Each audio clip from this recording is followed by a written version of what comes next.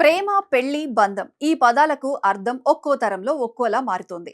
ఒకప్పుడు రాముడి లాంటి వాడు కావాలని అమ్మాయిలు, సీత లాంటి భార్య రావాలని అబ్బాయిలు కోరుకునేవారు. కానీ నేటి డిజిటల్ యుగంలో జెన్జీ ఆలోచనలు పూర్తిగా మారిపోయాయి. 100కి 100 మార్కులు పడే పర్ఫెక్ట్ పార్ట్నర్ కోసం వెతకటం పాత ఫ్యాషన్ అని వీరు తేల్చి చెబుతున్నారు. ఇప్పుడు ప్రపంచవ్యాప్తంగా యువతను ఊపేస్తున్న కొత్త మంత్రం 6-7 డేటింగ్ ట్రెండ్. అసలు ఏంటి ఈ వింత పేరు? 10కి 10 మార్కులు వద్దు అంటున్న ఈ తరం 6-7 మార్కుల దగ్గరే ఎందుకు ఆగిపోతుంది? ఈ కొత్త బంధాల వెనుక ఉన్న లాజిక్ ఏంటో ఇప్పుడు చూద్దాం. సాధారణంగా మనం మార్కెట్కు వెళ్తే ఒక వస్తువు కొనేటప్పుడు 100% క్వాలిటీ ఉందో లేదో చూస్తాం. కానీ మనుషుల విషయంలో కూడా అలాగే పర్ఫెక్షన్ కోరుకుంటేనే అసలు సమస్య మొదలవుతుంది. సరిగ్గా ఇక్కడే జెన్జీ యువత ఒక ప్రాక్టికల్ నిర్ణయానికి వచ్చింది. ఎదుటి వ్యక్తిలో మనకు నచ్చే లక్షణాలు 10కి కేవలం 6 లేదా 7 ఉంటే చాలు, వారితో జీవితాన్ని పంచుకోవచ్చు అని ఫిక్స్ అయిపోతున్నారు. దీనినే సోషల్ మీడియా భాషలో 6-7 డేటింగ్ ట్రెండ్ అని పిలుస్తున్నారు. అంటే ఎదుటి వ్యక్తిలో ఉన్న 30-40% లోపాలను అంగీకరిస్తూ ఉన్న దానితో సర్దుకుపోవడమే ఈ ట్రెండ్ యొక్క అసలు ఉద్దేశం.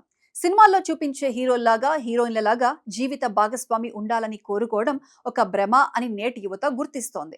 సోషల్ మీడియా పెట్టిన అంచనాల వల్ల చాలా మంది పర్ఫెక్ట్ తోడు కోసం ఏళ్ల తరబడి వెతికి చివరికి ఒంటరిగా మిగిలిపోతున్నారు. అందుకే అంచనాలను ఆకాశం నుంచి నేలకు దించుతున్నారు. ఎదుటి వ్యక్తి 100% మనకి నచ్చకపోయినా ఒక 60-70% సెట్ అయితే చాలు, మిగిలింది ఇద్దరం కలిసి సర్దుబాటు చేసుకోవచ్చనే పరిణితి చెందిన ఆలోచన ఇది. ఇది బలహీనత కాదు, ఒక రకమైన క్లారిటీ అని నిపుణులు కూడా విశ్లేషిస్తున్నారు.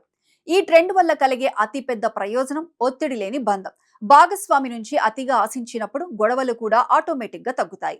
నువ్వు ఇలాగే ఉండాలి, అది చేయాలి అనే కఠినమైన రూల్స్ ఇక్కడ ఉండవు. నువ్వు నువ్వులా ఉండు, నేను నేనులా ఉంటాను అన్న స్వేచ్ఛ ఇద్దరి మధ్య పెరుగుతుంది. అంచనాలు తగ్గితే ఆనందం పెరుగుతుందనే సూత్రాన్ని జెన్జీ ఇక్కడ పక్కాగా అమలు చేస్తోంది. దీనివల్ల బంధం మీద ఒత్తిడి తగ్గి మానసిక ప్రశాంతత లభిస్తోందని యువత భావిస్తోంది. గతంలో పెద్దలు చెప్పిన సర్దుకుపోవడం అనే మాటకు నేటి యువత పాటిస్తున్న ప్రాక్టికల్ థింకింగ్ కు చాలా దగ్గరి సంబంధం ఉంది. అయితే అప్పట్లో అది ఒక సామాజిక ఒత్తిడి అయితే ఇప్పుడు అది వ్యక్తిగత ఇష్టంగా మారింది.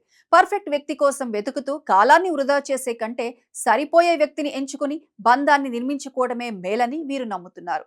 ప్రేమ అనేది 10కి 10 మార్కులు వేసి ఎంచుకునే ఎగ్జామ్ పేపర్ కాదు, అది ఒకరినొకరు అర్థం చేసుకునే ప్రయాణం అని ఈ ట్రెండ్ నిరూపిస్తోంది. మొత్తానికి 6-7 డేటింగ్ ట్రెండ్ అనేది కేవలం ఒక ఫ్యాషన్ కాదు, ఆలోచన విధానంలో వచ్చిన ఒక పెద్ద మార్పు. లోపాలను అంగీకరించడం, ఎదుటి వ్యక్తిని గౌరవించడం, చిన్న చిన్న అడ్జస్ట్మెంట్స్ తో పెద్ద పెద్ద బంధాలను కాపాడుకోవడం ఈ తరం ప్రత్యేకం. ఈ రియలిస్టిక్ అప్రోచ్ వల్ల భవిష్యత్తులో విడాకులు, బంధాలు తెగిపోవడం వంటి సమస్యలు తగ్గే అవకాశం ఉందని సామాజికవేత్తలు అభిప్రాయపడుతున్నారు. చూశారుగా, పర్ఫెక్షన్ కంటే అఫెక్షన్ ముఖ్యమని జెన్జీ చెబుతోంది. జీవితంలో కొంత నిజం, కొంత అంగీకారం ఉంటేనే బంధం గట్టిగా నిలబడుతుంది. మరి ఈ 6-7 డేటింగ్ ట్రెండ్ పై మీ అభిప్రాయం ఏంటో కామెంట్ చేయండి.